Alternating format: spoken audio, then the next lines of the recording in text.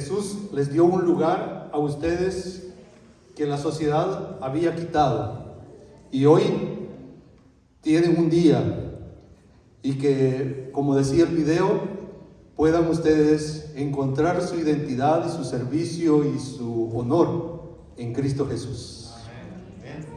Voy a pedir que inclinemos el rostro y tengamos una oración para nuestro tema de esta mañana.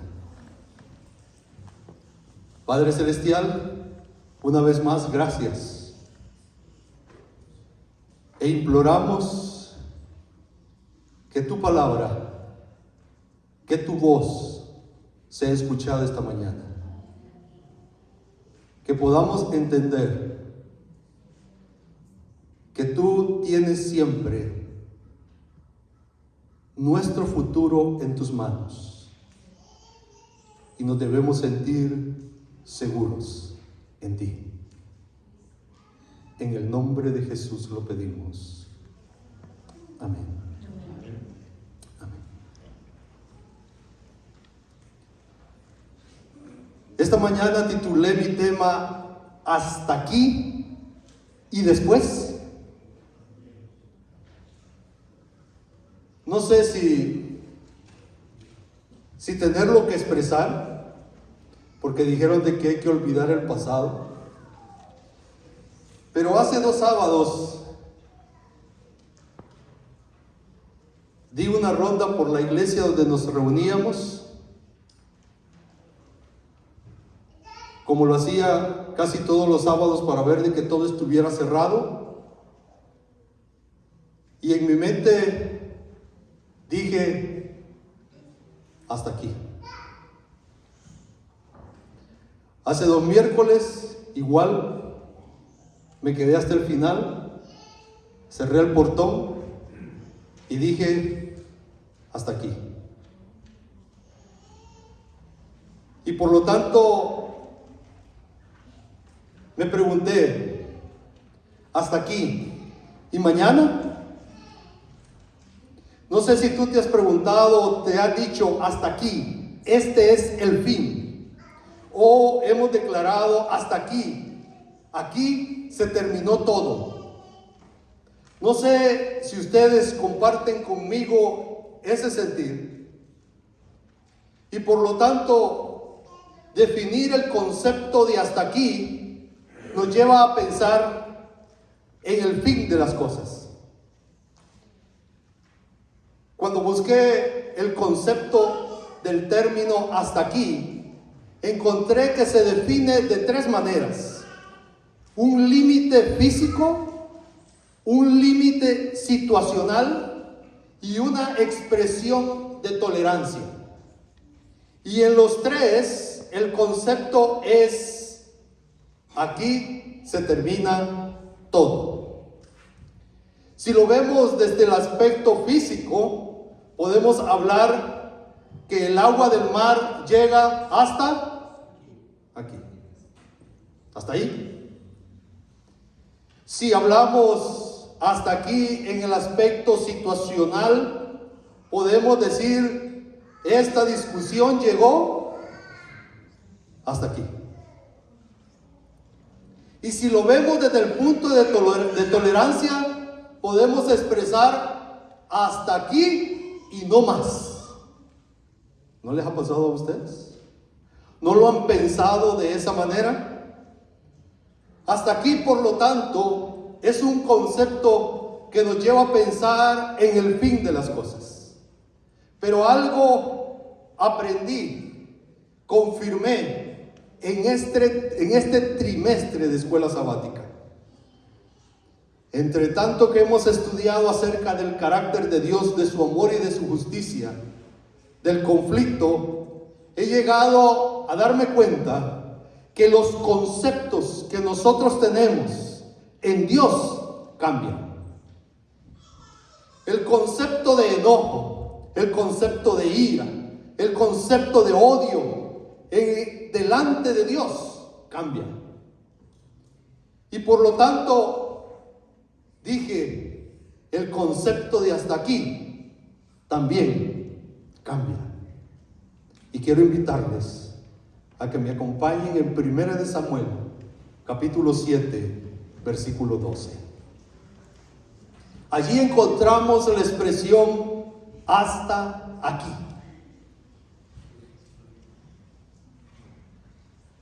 Primero de Samuel, capítulo 7, versículo 12. Yo sé que conocido para ustedes el texto. Y es interesante entender dos elementos en este texto. Y quiero que los pongamos en nuestra vista y en nuestra mente en esta ocasión. 1 Samuel 7:12 dice, ¿lo tienen? Y luego Samuel tomó una piedra y la puso entre Mizpa y Sen y la llamó, ¿cómo la llamó? Eben-ezer, diciendo, ¿qué dijo? Hasta aquí nos ayudó Jehová. Y si me quedo con el concepto común de hasta aquí, ¿cómo debería de leer? ¿Cómo debería de entender el texto? Hasta aquí nos ayudó Jehová. Hasta aquí Jehová estuvo con nosotros. ¿Y después? ¿Y mañana? ¿Se dan cuenta que los conceptos en Dios cambian? Quiero referirme a dos elementos que tiene este texto. El primero de ellos es una piedra. Y el segundo es, hasta aquí nos ayudó el Señor. Uno es una piedra y el segundo es una declaración. Hasta aquí nos ayudó el Señor. ¿Qué significa la piedra? ¿Saben que hay veces nos hemos confundido y creemos que el término Eben-ezer quiere decir hasta aquí nos ayudó Jehová? ¿No les ha pasado a ustedes? Hay veces nos hemos confundido y creemos que Eben-ezer se define, o la traducción es hasta aquí nos ayudó Jehová. Pero esta mañana les tengo que contar de que no es así. Que es un lugar, que es un título, que es un nombre que ahora Samuel le da al momento, especialmente a la piedra, y que Eben-ezer no significa hasta aquí nos ayudó Jehová. Eben-ezer significa piedra de ayuda, piedra de socorro. Y por eso el texto lo divido en dos: en la piedra, Eben-ezer, en la piedra de ayuda, y en la declaración, he aquí nos ayudó el Señor. Piedra. Tanto que se nos habla de rocas y piedras en la Biblia.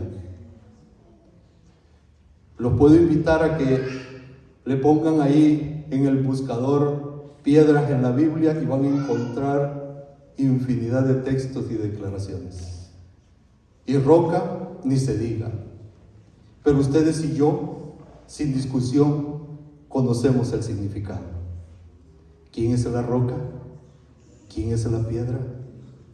Jesús. Y por lo tanto, no es de dudar de ninguna manera que esta roca, titulada Eben-ezer, piedra de ayuda, le queda perfecto a Jesús en un antitipo y en una realidad. Jesús es nuestra piedra de ayuda. ¿Y saben qué es interesante? Encontré una declaración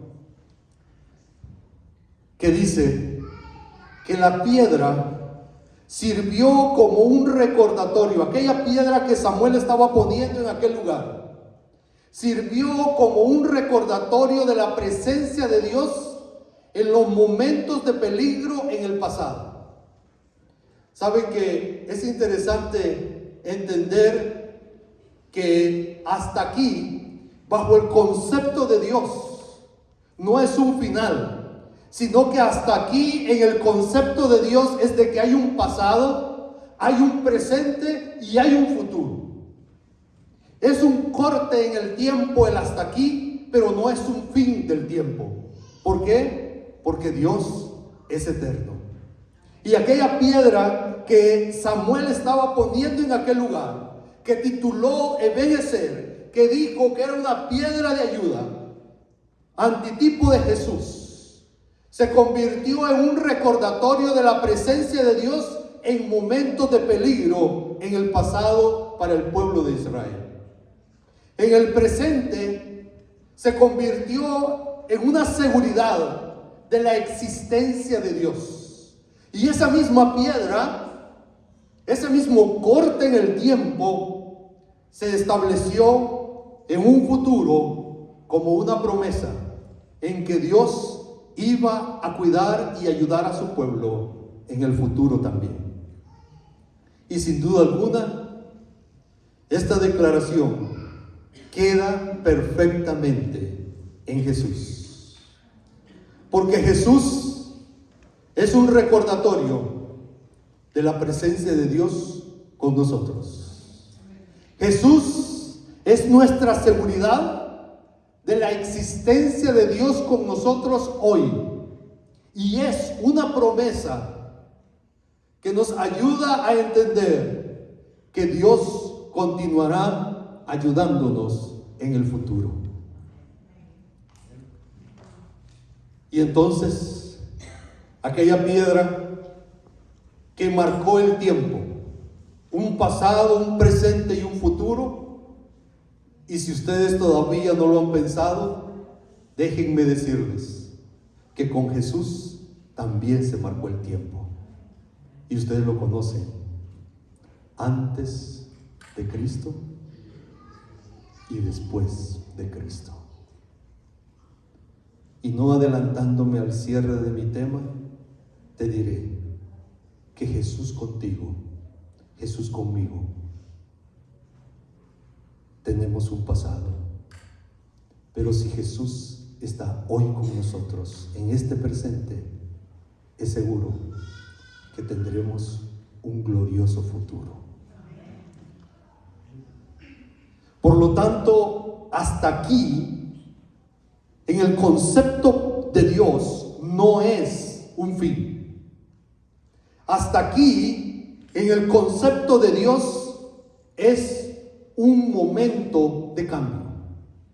Hasta aquí, en el momento de Dios, así como aquella piedra, se convierte en un testimonio de lo que es Dios. Hasta aquí en el concepto de Dios no es un fin, es un nuevo comienzo.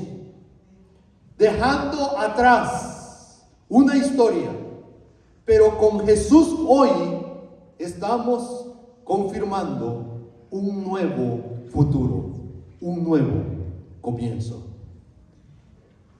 Y es lo que traigo para ti en este momento. ¿Cuál fue el pasado? No me quiero referir a nuestro pasado. Vayamos a la historia. Vayamos a la historia. 1 Samuel, capítulo 7. No lo vamos a leer todo, ustedes pueden leer y confirmar esto en casa. ¿Qué era lo que había acontecido antes de ese momento? ¿Qué había sucedido? Número 1, las ciudades estaban en ruinas. ¿Por qué? Porque los filisteos habían conquistado a Israel. Número 2, los ejércitos, por lo tanto, de Israel estaban derrotados. Los dominaban los filisteos. Número 3, si los habían derrotado los filisteos, eran esclavos de los filisteos. Eso es lo que había acontecido, y más agudo todavía, porque me atrevo a decir recientemente, aunque habían transcurrido unos años, habían perdido a su sumo sacerdote Elí. ¿Recuerdan eso? Cuando Elí muere. ¿Y recuerdan por qué murió Elí? Porque el arca de Jehová, porque la presencia de Jehová, Israel la perdió. ¿Qué había acontecido en el pasado? Fracaso. ¿Qué había acontecido en el pasado? Dios había estado con ellos, y valga la palabra, había estado con ellos, porque habían perdido la presencia de Dios. ¿Por qué la perdieron? El término más común conocido es por idolatría. Y por eso Samuel en el capítulo 7, a lo primero que invita al pueblo es a buscar a Jehová y deshacerse de todos los ídolos que ellos tenían. En el capítulo 7 enmarca la historia que cuento en este momento, un pasado de fracaso, un pasado en el cual no habían podido sostener la nación libre como Dios la quería. Pero saben que no sé si era pasado o presente, sucedió un milagro. Dios sigue amando a su pueblo. Y Jesús, como piedra de ayuda, mientras Israel lamentaba haber perdido a su gran sumo sacerdote, Dios levantó y confirmó a Samuel como profeta para guiar al pueblo. Mientras Israel lamentaba su fracaso de haber perdido la presencia de Dios, de haber perdido el arca del pacto, Dios hizo un milagro. ¿Saben lo que sucedió? El arca volvió. ¿Quién la trajo? ¿Quién la trajo el arca? ¿A quién usó Dios para que trajera el arca?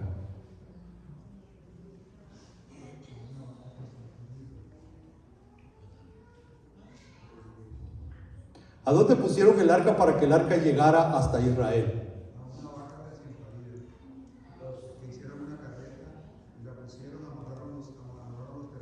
Hicieron una carreta, unos terneros.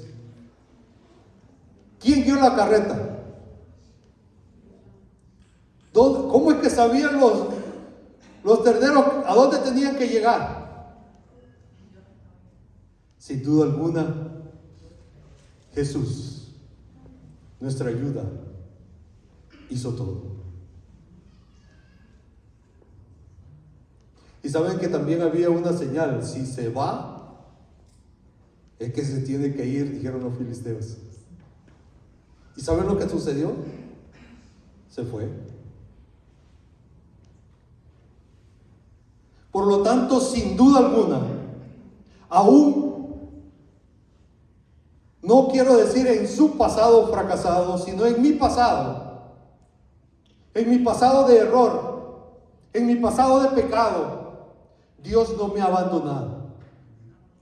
Y Él hace milagros. Y no solo hace milagros, sino que promete hacer milagros para mí en el futuro. Y por lo tanto hoy, Israel en este momento, en el capítulo 7, se da cuenta que Dios no los ha abandonado. Y al contrario, en ese mismo capítulo, el profeta el cual había levantado Dios les hace un llamado.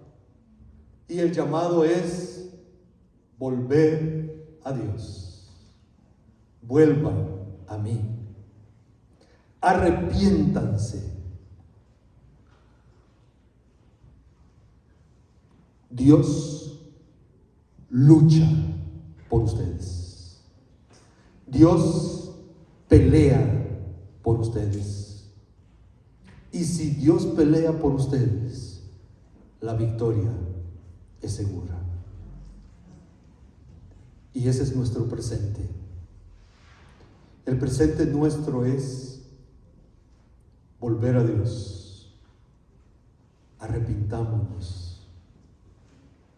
Dios pelea por nosotros y la victoria es segura. Pero la respuesta a mi pregunta la encuentro en los versículos 13 y 14. ¿Cuál es mi pregunta? Hasta aquí y después. Ya conocemos el pasado. Lo que había vivido Israel en el pasado era un fracaso. Pero hoy en el presente, con el profeta de Dios, Dios le está dando la oportunidad de hacer un corte en el tiempo y presenta un pasado de victoria. Pero ¿y después? ¿Y después qué? Y los capítulos 13 y 14 dice que lo que vino después fue victoria. Ese mismo día derrotó Dios, no Israel. Léanlo.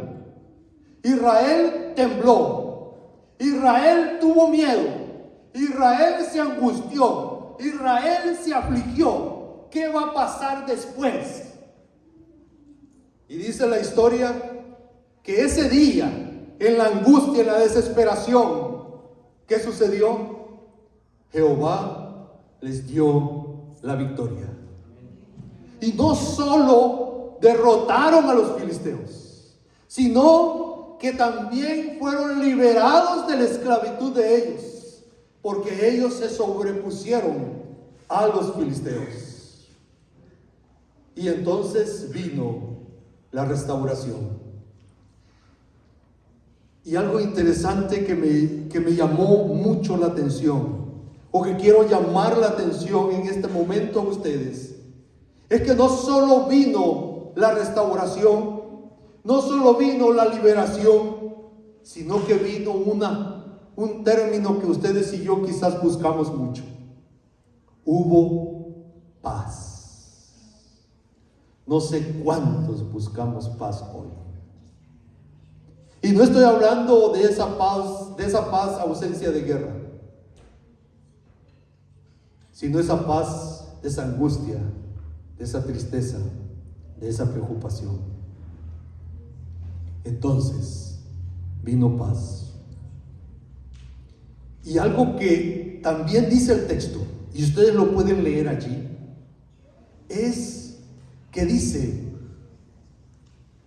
que de allí en adelante, todo el tiempo que Samuel estuvo al frente,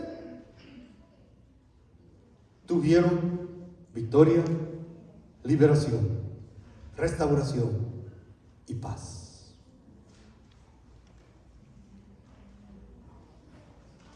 ¿Qué buscas tú? ¿Qué busco yo? ¿Cuál ha sido mi pasado? ¿Y por qué no decirlo? ¿Cuál ha sido nuestro pasado como iglesia? De victorias, de derrota, de presencia de Dios, de ausencia de Dios. Y al referirme como iglesia, recuerden que la iglesia eres tú.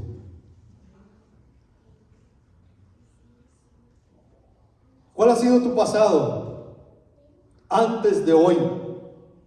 ¿Cuál ha sido tu pasado antes de conocer a Jesús? Derrota, algunas victorias, algunas veces con un gran sumo sacerdote, otras veces sin alguien que nos dirige espiritualmente. ¿Cuál ha sido nuestra experiencia en el pasado? ¿Sabes qué? Jesús es nuestro presente y es el cambio de nuestro tiempo y de nuestra vida. Hoy Jesús puede hacer un cambio. Y mejor dicho, quizás puedo decir, Jesús hoy ha hecho un cambio. Un cambio en tu vida, un cambio como iglesia, un cambio en mi vida. Porque la presencia de Jesús definitivamente, si no ha traído un cambio en tu vida, déjame decirte, creo que lo has dejado de lejos, lo has visto, pero Jesús no se ha acercado a ti. Porque la presencia de Jesús provoca cambio. No sé cuándo te encontraste con Jesús, pero sí sé que hay un pasado en tu vida. Y que independientemente de cómo ha sido, si hoy Jesús vuelve a estar contigo, es seguro un cambio. Es seguro una victoria. Es seguro paz. ¿Qué debemos hacer? ¿Queremos que la iglesia crezca en este lugar? Busquemos a Dios. Démosle la prioridad en nuestra vida a Dios.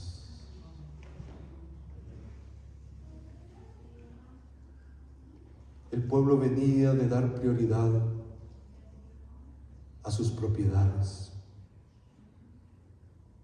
de dar prioridad a sus familias, de dar prioridad a la prosperidad propia. Y se encontraron en guerra, destrucción y falta de paz. ¿Quieres que podamos ver un cambio en nosotros? Debemos darle prioridad a Dios. Que no sea un dicho, que no sea una expresión, que sea una realidad, que Jesús sea el primero en nosotros. Que antes de hacer un plan para mí, pueda pensar primero en Jesús. Que antes de tomar una decisión, pueda tener en cuenta a Jesús. Que nosotros podamos poner en primer lugar a Dios. ¿Qué debemos hacer? Hay un término muy repetitivo de llamado de los profetas y de los apóstoles al pueblo, y es: arrepiéntete. En aquella ocasión, Samuel: yo no puedo, ni profeta ni hijo de profeta, ¿verdad? Yo no puedo, pero Samuel fue directo y le dijo: deja tus ídolos.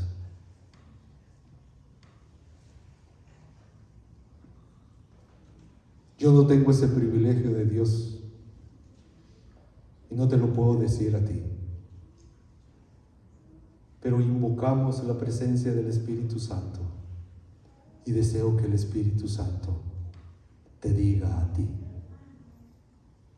escúchalo, de lo que tú, así como yo, debemos arrepentirnos.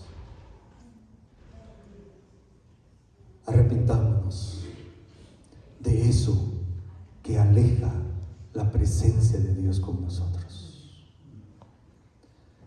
Arrepintámonos de ese pecado que tenemos días de estar luchando para dejarlo y que no hemos podido. Arrepintámonos de aquello que no creemos que es tan malo, pero sí nos está alejando de Dios. Arrepintámonos, reconozcamos que debemos dejar aquello que nos está impidiendo adorar a Dios cada sábado.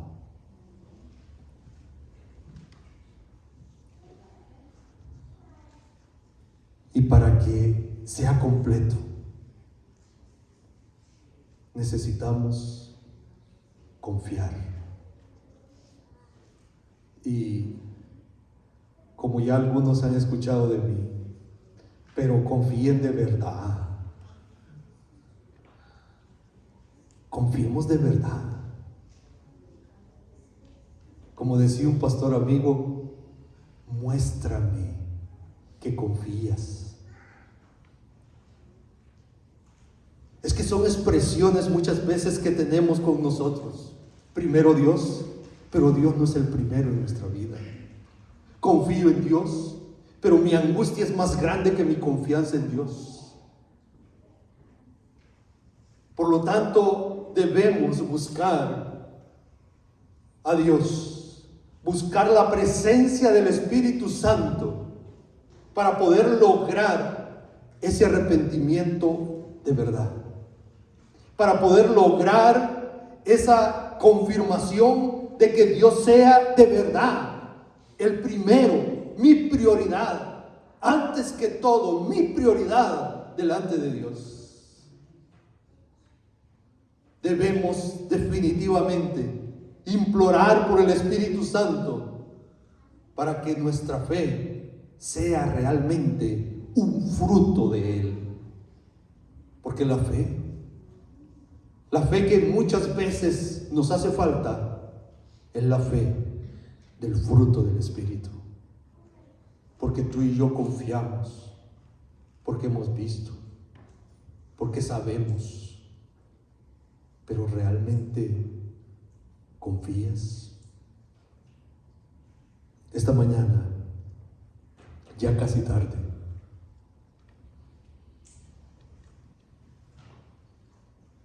quiero invitarles a ustedes que en este nuevo lugar podamos levantar a Jesús como la piedra de ayuda. Que en este nuevo lugar podamos, en la piedra de ayuda, en Jesús, decirle adiós al pasado.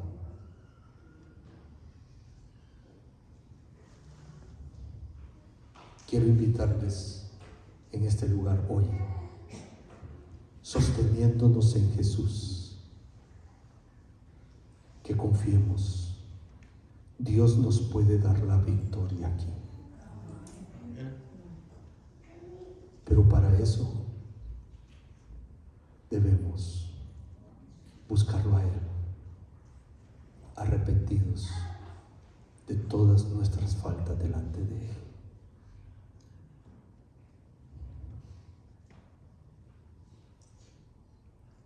Así que